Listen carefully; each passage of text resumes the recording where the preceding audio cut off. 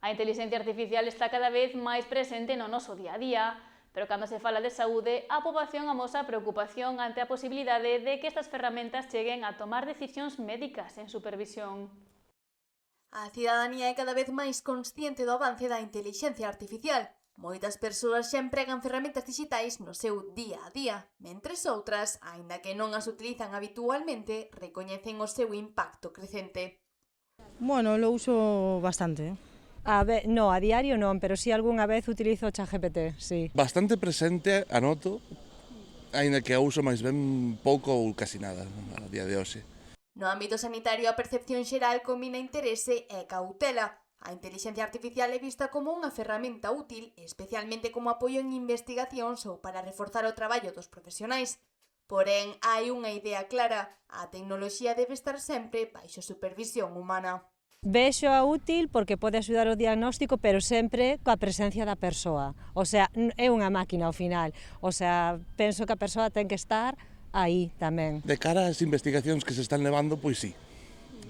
De cara a outras cousas, como por exemplo a inteligencia artificial de tipo xenerativo, pois xa non o vexo tan ben. A ver, mientras todo sea para mejor, no le veo ningún problema, la verdad.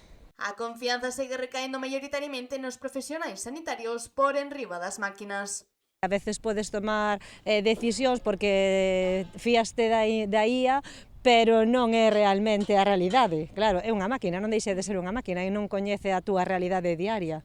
Xa teño visto casos, por exemplo, en Estados Unidos, de seguros que son denegados directamente por unha inteligencia artificial, cousa que non me parece correcto. No, nun profesional sempre. Siempre hai que acudir a un profesional. Siempre.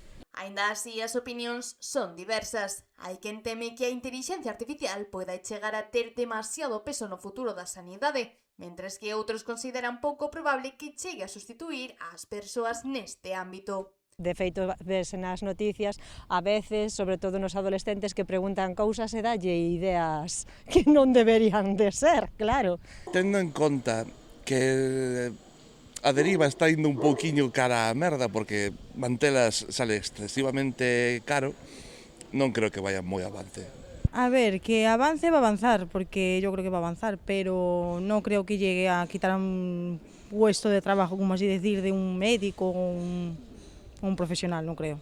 En definitiva, a sociedade recoñece o potencial da intelixencia artificial, pero ten claro que, por agora, a última palabra en cuestións de saúde debe seguir estando en mans humanas.